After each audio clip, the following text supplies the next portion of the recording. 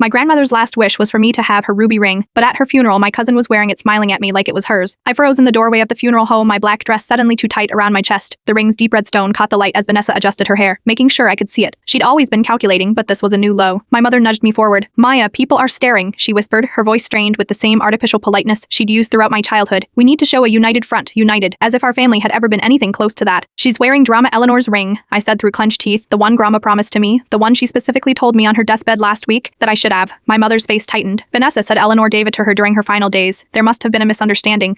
There was no misunderstanding. My cousin had stolen my birthright, the only thing I had ever wanted from this family, the only thing that connected me to the woman who had truly loved me. I moved through the room in a daze, accepting condolences from relatives I barely recognized and friends of my grandmother I'd never met, all while watching Vanessa parade around, letting the ring flash conspicuously as she dabbed at dry eyes. When it was time for the eulogy, Vanessa stepped up to the podium first. She spoke about being at Drama Eleanor's side until the very end, conveniently omitting that I'd been the one caring for her for months before her decline accelerated. I'd only gone back to the city for 3 days to tie up loose ends at my job before moving in with Drama permanently. That was all the time Vanessa needed. After the service, I cornered her by the refreshment table. "That's my ring," I said quietly, eyes locked on her hand. Vanessa's smile didn't reach her eyes. "Oh, Taz, it always so dramatic. Grandma Eleanor gave this to me personally. She said she wanted me to have something to remember her by." "That's not possible. She promised it to me last week." "Well," Vanessa examined her manicure, the ring glinting mockingly. "People change their minds, actually devoted to them. Who was actually here?" She leaned closer. "Not someone who abandoned her for a fancy job in Chicago and only came back when there was something to inherit." The punch landed exactly where she'd aimed it. The guilt I'd been carrying leaving Drama even temporarily surged up like bile. "You know that's not true," I managed. "Anyway, here's a will reading tomorrow. I am sure you'll get something." She patted my arm and walked away, leaving me stunned and shaking. That night I couldn't sleep in my old bedroom at my mother's house. Everything felt wrong. The too soft mattress, the high school trophies gathering dust, the suffocating reminder of why I'd left this town in the first place. I slipped out just after midnight, driving the familiar roads to Grandma Eleanor's Victorian house on Maple Street. It now stood dark and empty, but I still had my key. I let myself in, breathing in the lingering scent of her lavender sachets and furniture polish in her bedroom. Nothing had been touched yet. Her illness had happened so quickly at the end, barely 6 months from diagnosis to death. I ran my fingers over her hairbrush, the delicate bottles of perfume she'd collected, the worn spine of the book on her nightstand. That's when I noticed something odd. The small jewelry box where she'd always kept her treasured ring was sitting open, its velvet lining exposed. But there was something tucked underneath, the corner of what looked like a photograph. I carefully removed it and held it up to the moonlight streaming through the window. It was a picture of me and Drama Eleanor from last Christmas, her frail arm around my shoulders, both of us laughing, and on her finger was the ruby ring. But what made my heart stop was the note written on the back in my grandmother's shaky handwriting. Asterisk for desk, for destich, the ring and everything else, no matter what they tell you. Asterisk. I clutched the photo to my chest, grief and rage battling inside me. And I wasn't leaving town until I discovered what really happened during those 3 days I was gone. 6 months earlier, I'd been sitting in my corner office in Chicago when the call came through. I remember staring at the skyline, half listening to my assistant reciting my afternoon schedule when my phone lit up with my grandmother's name. "Mia dear," Grandma Eleanor had said, her voice frailer than I remembered. "I've had some bad news from the doctor." That single call changed everything. Within a week, I'd taken a leave of absence from the marketing firm I'd spent 7 years climbing the ranks of, packed 2 suitcases, and driven the 5 hours back to Millfield, the small town I'd sworn I'd never return to. My mother had been stunned when I announced I was moving in with Drama Eleanor temporarily. "You can't just walk away from your life," she'd protested over the phone. "Eleanor will be fine. We can hire help." But that was always my mother's way, keeping emotional distance, outsourcing the hard parts of family. It was why I'd gravitated toward Drama Eleanor from an early age. She was everything my mother wasn't. Warm, present, encouraging of my dreams, even when they took me far from home. The evening after I'd moved in, Ramam and I sat on her wraparound porch drinking tea, a quilt tucked around her thinning legs despite the warm spring air. "You shouldn't have given up so much to come back," she said, watching a hummingbird flit around her feeder. I squeezed her hand. "I didn't give up anything important." She gave me a knowing look. "That promotion you mentioned last month seemed important."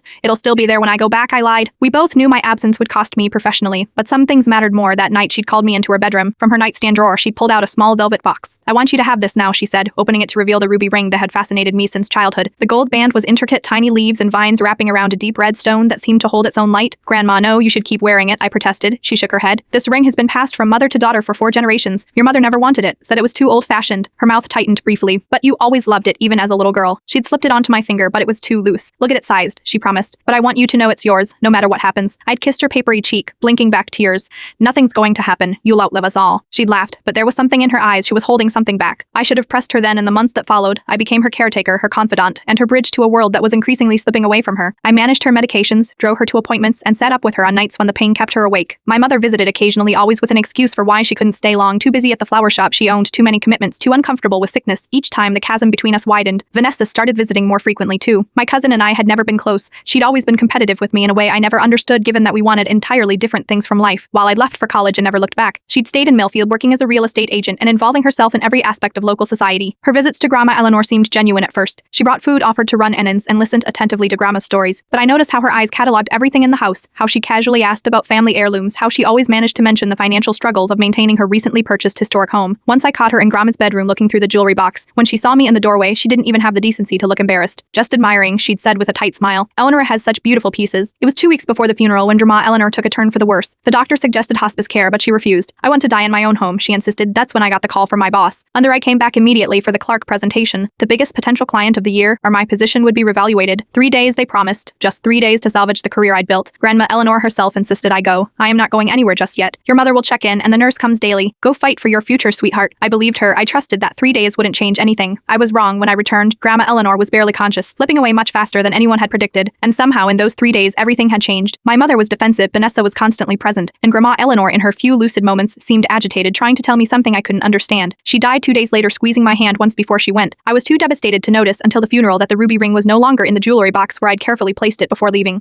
And now, standing in her empty bedroom with the photograph in my hand, I realized there was more to this story than a dying woman changing her mind. My grandmother had left me a message, and I intended to uncover what it meant. The will reading was scheduled for 2 p.m. at Howard Green's law office, a converted Victorian house on Main Street that had probably been impressive in the 1890s but now just looked tired. Keen of like Millfield itself, I arrived 20 minutes early, killing time in my car while watching the slow parade of familiar faces entering the building. My mother, punctual as always, my Uncle Robert, Vanessa's father, looking irritated as if this were an inconvenience rather than his mother's final wishes. Vanessa herself wearing a black dress that somehow managed to be both respectful and attention-seeking, the ruby ring prominently displayed at exactly 1:59. I walked in nodding stiffly to the receptionist who'd been in my high school class. Small towns never let you evolve. They preserved you in amber forever, the person you were when they knew you best. Maya Bennett, she said, her eyes widening slightly. Heard you were back, sorry about Eleanor. I thanked her mechanically and moved toward the conference room where everyone was gathering. Just before I reached the door, a voice behind me made me freeze. Maya, is that really you? I turned slowly, already knowing who I'd see. Luke Mercer stood a few feet away, more solid than I remembered. The boyish features of his face now shaped into a man's. His hazel eyes were the same, though thoughtful, direct. Luke, I managed. Hi. I heard about Eleanor. He stepped closer. I am so sorry. I nodded suddenly, fighting tears that hadn't come during the entire funeral. Of course it would be Luke who would crack my composure. Luke who'd been my first everything. Luke who I'd left behind without a proper goodbye 10 years ago. Thank you, I said. Are you? Why are you here? He looked surprised.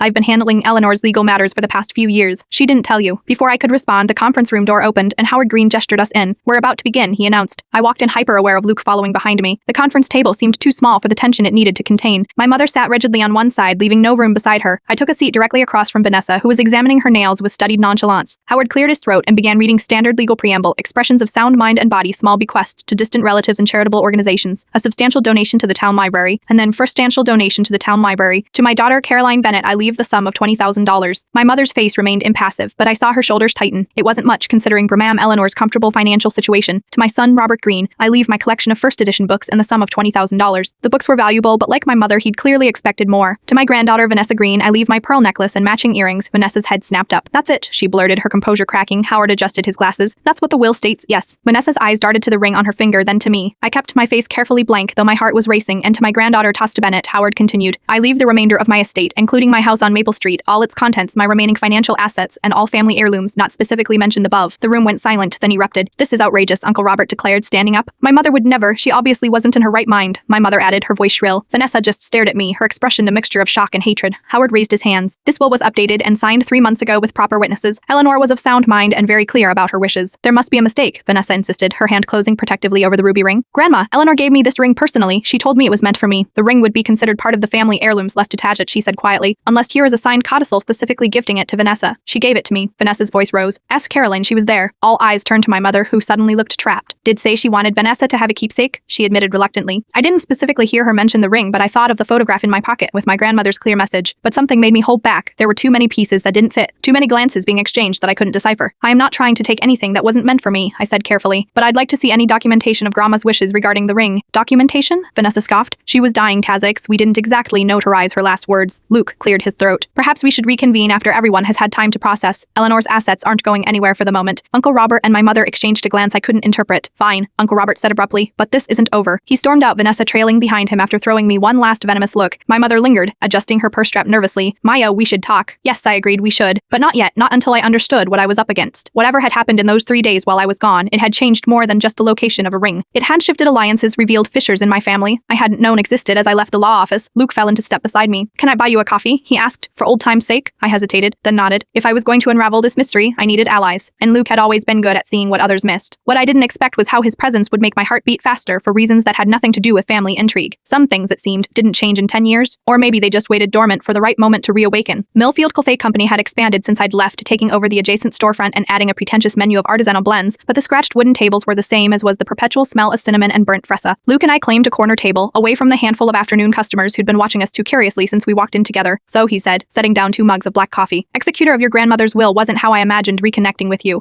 I managed a small smile. What did you imagine? Honestly, I stopped imagining it years ago. His directness caught me off guard, as it always had. Luke never played games, never softened truths to make them more palatable. I wrapped my hands around the warm mug. I am sorry I didn't stay in touch. That's not what I meant. He leaned forward. I understand why you left Tazzy's. This town was suffocating you. I just wish. He shook his head. Ancient history. Let's talk about what's happening now. Relief and a strange disappointment mingled in my chest. I pulled out the photograph I'd found and slid it across the table. I found this hidden in Grandma's jewelry box last night. Luke studied it, brow furrowing as he read the inscription.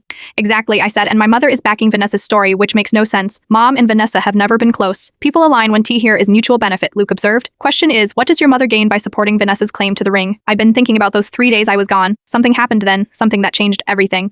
Luke nodded slowly. Eleanor called me the day before she died. She wanted to make sure her will was in order, that there could be no challenges. She seemed afraid. A chill ran through me. Afraid of what? She didn't say, but her mind was clear. Tazit's. Whatever happened, whatever she may have said or done in those final days, she knew exactly what she wanted, and that was for you to have everything, especially that ring. I swallowed hard. I need to get back into her house. Taka said search it, there might be more clues. I still have the spare key she gave me for emergencies. Luke offered. We could go now. The we hung between us, a tentative bridge across the decade-long gulf. An hour later, we were methodically searching Grandma Eleanor's study, combing through drawers and files. The house was eerily quiet, dust motes dancing in the afternoon sunlight that streamed through the lace curtains. I found her journals. I called to Luke, who was examining the contents of an old roll-top desk. I'd pulled a stack of leather-bound books from the bottom drawer of a filing cabinet. She kept one every year since before I was born. Luke joined me on the floor as I opened the most recent volume. Grandma Eleanor's elegant handwriting filled the pages. Observations about her garden, notes about phone calls with friends, recipes she wanted to try, Nalifate everyday entries that made my throat tight with longing. I flipped forward to the dates when I'd been caring for her. There I was, mentioned almost daily. Little things I'd done, conversations we'd had. Her love for me was evident in every line, making the grief sharper. Look at this, Luke said suddenly, pointing to an entry from about 4 months ago.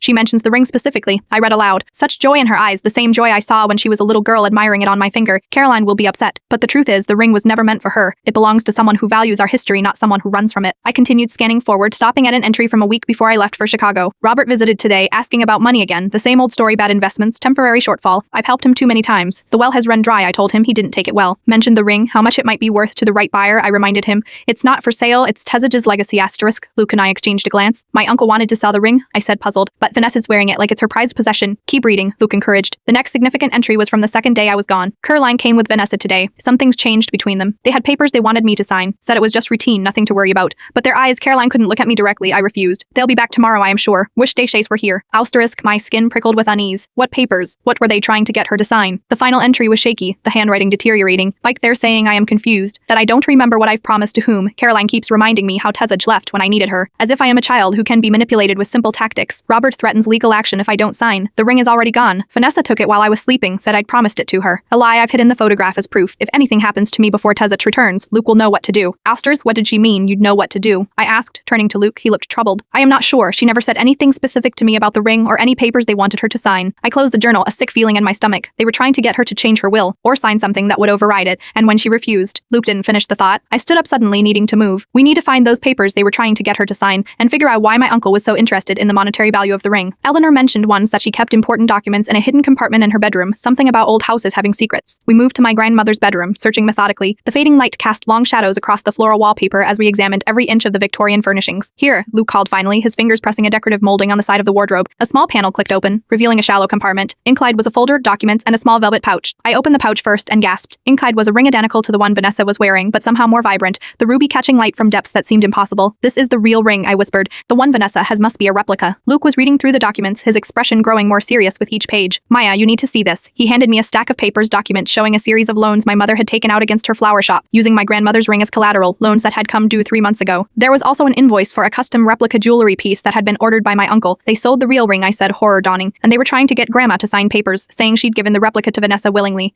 But she hid the real one instead, Luke said quietly. She protected your legacy. I clutched the ring, thinking of my grandmother's frail hands hiding it away. Her determination to preserve this piece of our history for me despite the pressure she was under. Tears spilled down my cheeks. Why would my mother do this? I whispered. Why not just ask me for help if she needed money? Some people find it easier to take than to ask quoth from those they've pushed away. As the pieces fell into place, I felt a resolve hardening within me. This wasn't just about a ring anymore. It was about truth, about respecting my grandmother's wishes, about confronting the patterns of deception that had fractured our family for generations. Tomorrow, I said firmly, I'm going to have a conversation with my mother. I found Vanessa at the country club holding court at brunch with 3 women I vaguely recognized from high school. Her laugh carried across the dining room, that practiced, performative laugh she'd perfected by watching old movies where women were decorative and strategic. She spotted me immediately, her smile freezing for a half second before she recovered. Maya, what a surprise. I didn't know you were a member. I am not, I said, standing beside her table. But Grandma Eleanor was another thing I inherited, apparently. The women exchanged uncomfortable glances. Vanessa's smile tightened. Girls, could you give us Just a minute, family business. When they'd cleared out, Vanessa gestured to an empty chair. Please join me. I think we got off on the wrong foot yesterday. I remained standing. I know about the ring, Vanessa. Her hand instinctively covered the ruby on her finger. I told you, Brahma gave this to me before she died. No, she didn't. I kept my voice level. That's a replica. My mother sold the original to cover her debts, and you and Uncle Robert tried to pressure Brahma into signing documents to cover it up. Vanessa's composure slipped, her eyes darting around the room as if checking who might be listening. That's absurd, she hissed. You can't prove any of that. Actually, I can. I found Grandma's journals and papers you wanted her to sign, and the original ring. The color drained from Vanessa's face. You are bluffing. I pulled out my phone and showed her a photo of the documents I'd found. Why, Vanessa? Why go through all this deception? If Mom needed money, if Uncle Robert needed money, why not just be honest about it? Vanessa's laugh was bitter now. Finessed. That's rich coming from you. You left Tazich. You got out of this town, made your fancy career while the rest of us stayed behind, dealing with real life. What does that have to do with everything? She leaned forward, voice low and intense. Do you have any idea what it's like to be trapped here? Your mother's flower shop was failing. My dad's investments tanked. We were drowning while you were living your perfect city life, so you decided to steal from our dying grandmother. Vanessa flinched. We were desperate, and it wasn't supposed to happen like this. Grandma Eleanor was going to sign the papers, saying she'd gifted me the replica ring. Your mother would sell the original discreetly. No one would know the difference, except Dramam and me. She was dying anyway, Vanessa said, then immediately looked shocked at her own words. I didn't mean it wasn't supposed to hurt anyone. I sat down finally, suddenly tired. But it did hurt her, Vanessa. Her final days were spent fending off pressure from her own children, hiding evidence, worrying that her wishes wouldn't be respected. Vanessa's eyes filled with tears. I didn't know she was that lucid at the end. Mom and Uncle Robert said she was confused, that she'd forgotten giving me the ring. She hadn't forgotten anything, I said quietly. She was protecting me until the end, just like she always did. Vanessa stared at the replica ring, twisting it on her finger. What are you going to do now? Press charges? The question caught me off guard. I hadn't thought that far ahead. I don't know yet, I admitted, but first I am going to talk to my mother. She'll deny everything, Vanessa warned. Probably, I agreed, standing up, but I have something she doesn't have anymore. What's that? The truth, and the real ring. I left Vanessa staring after me, the replica still on her finger like a symbol of all the hollow things she'd chosen to value. My mother's house was on Elm Street, a neat colonial with shutters. She repainted every spring. The flower beds were immaculate, of course. Appearances had always mattered more to Caroline Bennett than what lay beneath the surface. She answered the door in gardening gloves, surprise etching lines around her mouth. Maya, I didn't expect you. We need to talk, Mom. She hesitated, then nodded, leading me into a living room that looked exactly as it had when I left, down to the uncomfortable formal furniture no one ever sat on. If this is about the will, she began, removing her gloves. I think you should consider what's fair to everyone, not just what the legal document.